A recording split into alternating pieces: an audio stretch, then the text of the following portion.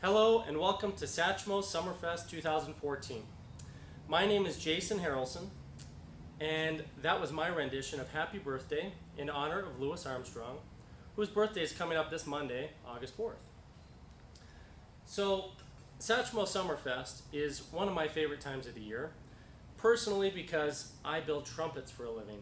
So, the trumpet that I just played for you is one that I built myself, and I began playing trumpet in 5th grade when I was 10 years old.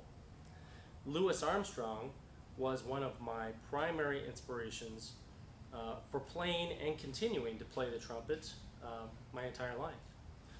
Louis grew up on the poor side of town, and he had a pretty rough upbringing, and knowing that he made so much of himself throughout his life was really inspiring to me personally.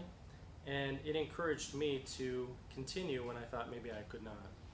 So Satchmo SummerFest is a really special place for me personally, and I can imagine that you here as an attendee probably feel the same way.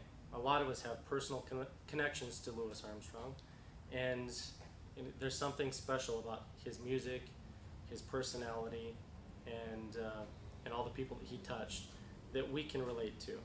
So once again, welcome to Satchmo SummerFest, and I would like to spend a few minutes just discussing why I'm here and what I have to do with the festival. Every year I build a new trumpet in honor of Louis Armstrong, and then I donate it to the Satchmo SummerFest, which is run by French Quarter Festivals. I do this mainly because I want to give back to the community, and this is my way of doing that. So I build a new trumpet every year, and I take the ideas that I have accumulated from people that I meet, sometimes the musicians and attendees and people involved with Satchmo SummerFest, and then I take all those ideas and I put them together and I create a new trumpet. So today we're going to spend a few minutes just going through how I go about designing and building a Satchmo trumpet.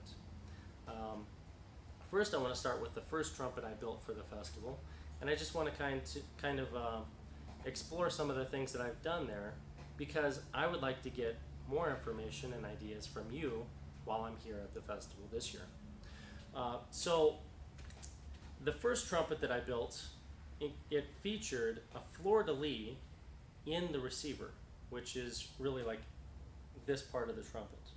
And the fleur-de-lis then led into the lead pipe, which is this.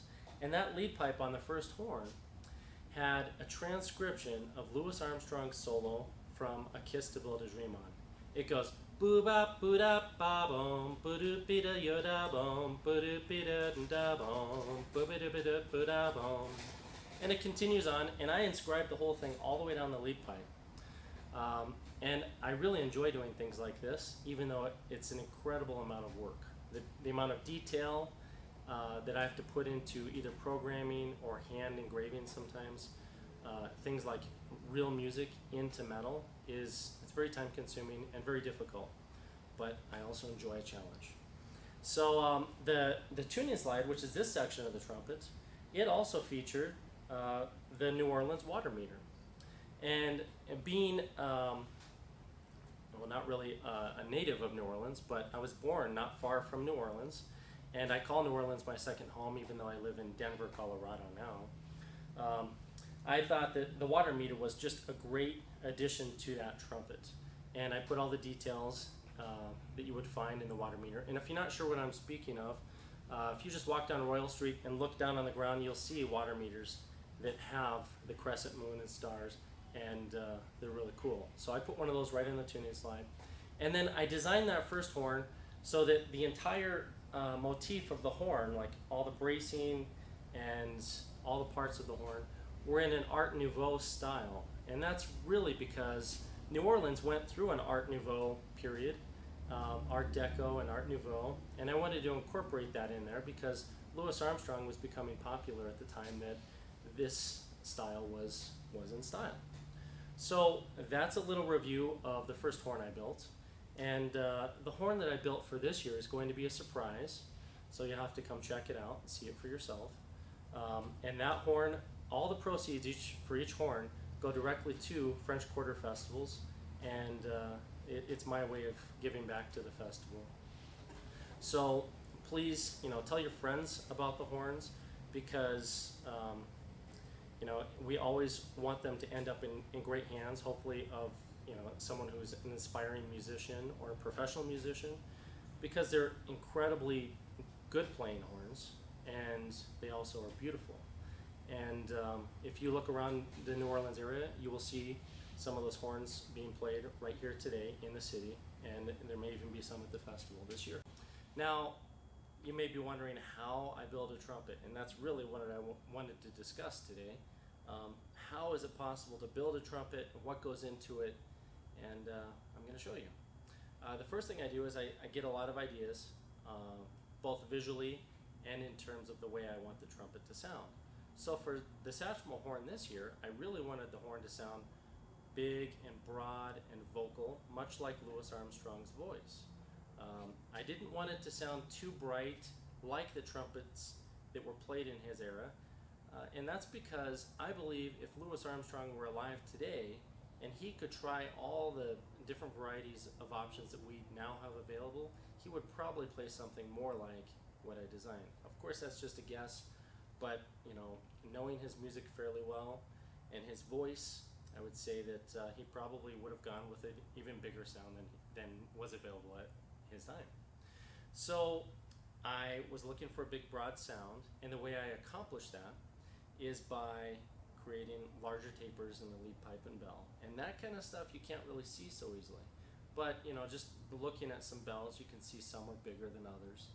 And how much air we put through the instrument also is a factor in terms of how long you can play it and what kind of tone it'll produce.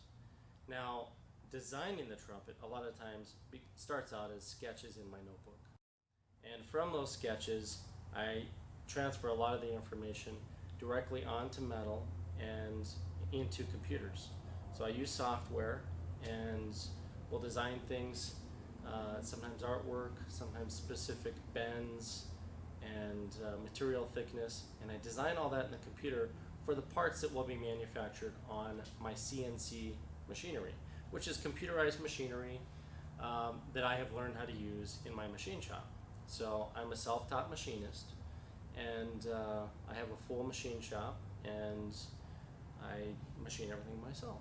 So when I've put everything in the computer and I'm happy with the new designs and I've applied the different artwork that I want to put into that instrument, then I have to enter that information into the computer on the machines as well. So that's a whole nother process, and sometimes that's done manually by hand, typing in all the code, and sometimes it's done simpler by just downloading it. It depends on the machine and the application.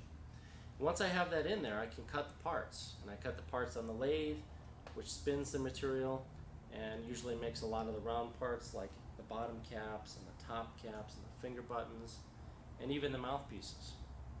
And then on the milling machine side, I can produce things like the top braces and the finger rings and the tuning slides, sometimes the full lead pipe, and then other parts are produced by metal forming.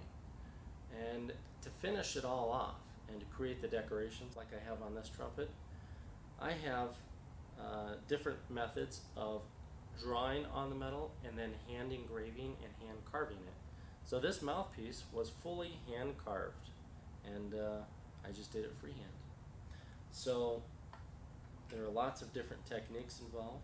When I'm finished building the entire trumpet, then I have an assistant, James, who cleans the trumpets up for me. He brushes them and polishes the parts, simply because I have a lot to do, so I don't do that kind of work myself anymore.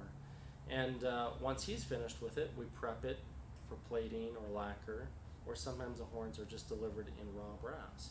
But when we're done, we're careful to test them and then take a lot of photographs of the very best horns, and then of course bring them to shows like this one. So at the show this week, please take a few minutes. If you see me around, I'll be around the Mint quite a bit, and say hello, introduce yourself, and give me your ideas or your thoughts or your feedback, because whatever you tell me may end up in the next Satchmo Trumpet. And I really enjoy conversing with everyone from every walk of life, whether you're a trumpet player or you've never played any instruments before. It's always great to catch up with everyone that's involved in Satchmo SummerFest, and I look forward to seeing you throughout the weekend. Thanks, and have a great time.